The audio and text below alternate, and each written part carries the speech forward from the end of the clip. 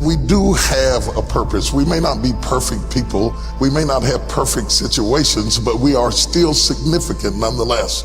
And we have been blessed with a rich body of emotions. We have emotions. We're not like roses or plants or bushes that have life without feeling. We have feelings, and when we use them properly, they are very effective in motivating you toward your destiny. I want you to be clear and understanding that purpose and passion are interconnected. Unfortunately, we live in a crazy world that we're busy all the time and everything's fast, and we are losing touch with who we are, our inner sense of passion. But it is your passion that empowers you to be able to do that thing you were created to do. We have passion through which we thrust into the throes of life to accomplish the things that we were created to do so that we can function at a higher dimension with authority and with conviction. You need passion to withstand all the obstacles that go along with your purpose. Just because you're living on purpose doesn't mean you're going to have problems. You're going to need thrust to be able to get up off the ground and to step into the field of your dreams. Even if you have not landed on the thing, at least get in the territory of the thing you are dreaming to do and that you hope to accomplish to do. And through that passion, you're able to ignite things you have never ignited before. I hear you, I hear you, I hear you. You're saying, I don't feel a thing. All of us go through times that we don't feel anything at all. But in order to ignite passion again, you have to be exposed. Get out of the boat, Peter. Walk on the water. Go do something you've never done before. Get involved. Get connected. Because when you are exposed, you see that there are more options than your contemporary situation at any age. That's the good news about it. You don't have to be cute. You don't have to be pretty. You don't have to be a size 3. You don't have to be a blonde or brunette. You don't have to be 20 or 50. At any age, you can still ignite your purpose through finding your passion. That's good news. What then do we do with the lulls in life? The dark shadows in life. We all have them. The secret pains and burdens that we have in life. Are they in fact distractions from our purpose? Absolutely not. I have never seen anybody who did extraordinary feats that didn't have extraordinary issues. It is the passion that gives you the power you need, but it is the pain from which you have the conviction about it. If you had not been through some pains, you would not have the burning to do what you do. I believe that children are like arrows. They need to be directed. You aim them at the thing you want them to hit, but you don't push an arrow, you pull it away from it. And it is the digression that causes the progression. If your life has been tough and it's been hard and you had to pull yourself up by your bootstraps and your childhood wasn't so good, guess what? That was just the arrow being pulled back so that when you are released, you can thrust after the thing you're after. So you don't have to grieve over what you didn't get and what didn't happen and how you were treated and who didn't raise you and who didn't love you. You don't have to grieve about it at all. Once you understand, the greater the digression, the stronger the progression.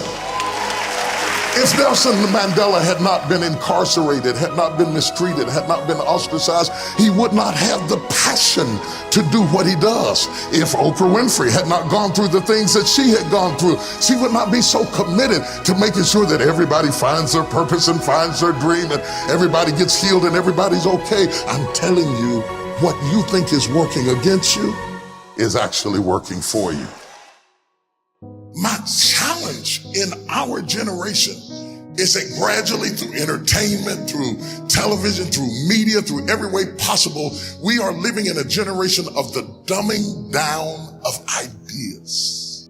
Because we have traded effectiveness for busyness. Statistics say we are busier than any other generation we have seen in the last 300 to 400 years. We are so busy. We are busier than a one-arm wallpaper hanger. We're just busy.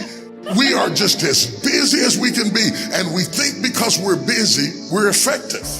But I want you to challenge your schedule for a minute and ask yourself, are you really being effective? Or is your life cluttered with all kinds of stuff that demands you and drains you and taxes you and stops you from being your highest and best self? And are you substituting busyness and all the chaos that goes along with busyness from being effective?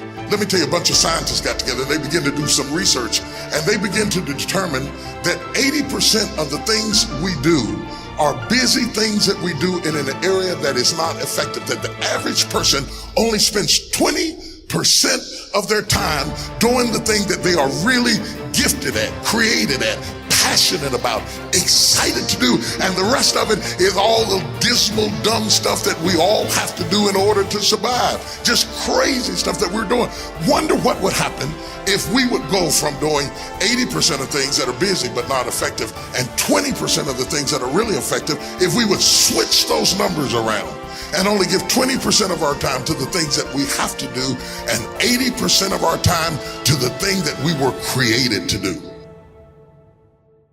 Wonder what would happen to your life. Now think about it a minute. There's a lot of things you could take from me and I could make it. You could take my suit, I got another one. You could take my car, I could get another one. You could take my house, I could get another house. But when you take my time, you have taken something from me that is totally irreplaceable. We take all kind of classes for money management.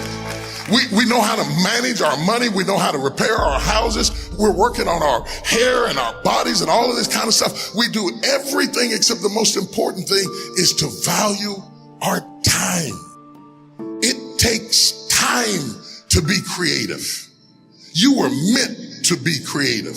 You were created in the likeness and the image of a creator, and in that likeness and in that image, you have creativity. If you had time, you would be creative. But in the absence of time and with busyness and clutter and the phone ring, beep, beep, beep. You all got music playing on your phone, all kinds of stuff. And no matter what kind of song you put on it, after a while you hate to hear it, because every time you hear that sound, you know it's somebody else wanting something else from you that's taking you away from what you are gifted and creative to do. This is a life class. That means that we have an opportunity to learn how to maximize our lives. Think of the things that you're doing that somebody else could be doing. And think of yourself as a precious commodity that you are going to reserve your energy for your highest and best use. The first thing we teach people that understand their significance, if you are doing anything that somebody else in your life could do, you are not reserving yourself for your highest and best use. We are not using our life, our time, our energy for our highest and best use. And something in the back of this brain back here is going ding, ding, ding, ding, ding, ding, ding, ding, ding. You're missing it. You're missing your life, your purpose, your passion, your excitement, your enthusiasm. And through these classes, what we want to do is shake you and rattle you and stir you up to understand that every moment is a gift, every second is a gift, every thought is a gift, every idea is a gift, every opportunity is a gift, everybody you meet is a gift. You are gifted with opportunities, and I want to show you how to begin to maximize what you've got. People will define you by how they met you. Whether it may be girlfriend, mother, banker, whatever it is, if they define you right there, they put a period. But if you have the capacity to do more, turn that period into a comma. I tell people, don't let people put a period where God has put a comma. Explore all of your life, no matter how diverse it is. There are some people who have more capacity and they can handle more things, and there are other people who have to focus on one thing and do one thing well. You have to determine which one you are and be that. Now, a lot of people don't know how to get over the past. They don't know how to forgive. They confuse forgiving with forgetting. You don't have to forget it to forgive it. They need to also realize that forgiveness is a gift you give yourself. It does not exonerate the perpetrator. It doesn't mean that they weren't wrong. It just means that I'm not going to be tied to what they did the rest of my life.